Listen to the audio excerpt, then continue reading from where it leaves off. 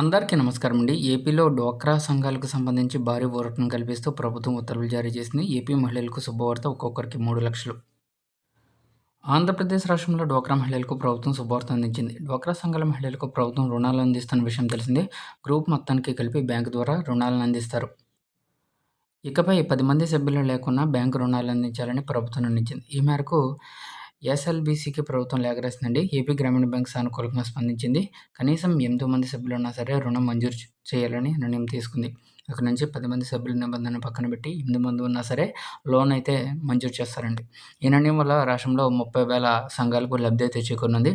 అయితే ఆంధ్రప్రదేశ్ గ్రామీణ బ్యాంక్ తరహాలోనే మిగిలిన బ్యాంకులు కూడా నిబంధనల్లో సడలింపు ఇవ్వాలని మంత్రి కొండపల్లి శ్రీనివాస్ సూచించారు.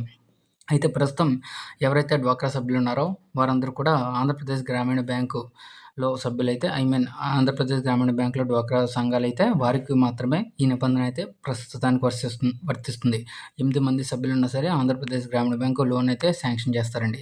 సో 10 మంది కంటే తక్కువ ఉంటే సభ్యులున్న సంఘాలకు రుణం మంజూరు చేసేందుకు ఏపీ గ్రామీణ బ్యాంకు కొన్ని నిబంధనలు విధించింది. సభ్యులు వలస వెళ్ళడం లేదా మరణించిన సందర్భాలు, పాత బకాయిలు ఉండడం, సంఘంలో అక్రమాలు వంటి అంశాలను పరిశీలిస్తామని తెలిపింది. డ్వాక్రా సంఘాలు ప్రత్యేక తీర్మానం చేసి బ్యాంకులకు సమర్పించాలి. రుణ సడలింపు పొందాక 6 నెలల్లోపు సంఘాల సభ్యుల సంఖ్యను 10కి పెంచుకోవాలి. ఈ నిబంధనలు పాటిస్తేనే రుణం మంజూరు చేస్తామని స్పష్టం చేసింది. శ్రీనిధి పథకం ద్వారా ప్రభుత్వం 3,00,000 వరకు రుణాలు అందిస్తుంది. ఈ నిధులతో కూరగాయలు, పండ్ల ప్రాసెసింగ్, పచ్చళ్ళు, పిండి పదార్థాలు, స్నాక్స్ తయారీ కేంద్రాలను ఏర్పాటు చేసుకోవచ్చు. ఎప్పటి నుంచో ప్రభుత్వం ఈ రుణాలను అందిస్తుంది. దీని ద్వారా లక్షలాది మంది డ్వాక్రా సంఘాలు లబ్ధి అయితే పొందుతున్నాయి. కాగా రుణంతో పాటుగా మహిళలకు ప్రభుత్వం అనేక అవకాశాలు కల్పిస్తుంది. మహిళలను ఆర్థికంగా అభివృద్ధి చేసేందుకు అనేక కార్యక్రమాలను చేపడుతుంది. సో కాబట్టి శ్రీనిధి పథకం ద్వారా ఒక్కొక్క మహిళకు 3,00,000 వరకు రుణాలను అయితే మంజూరు చేస్తారు.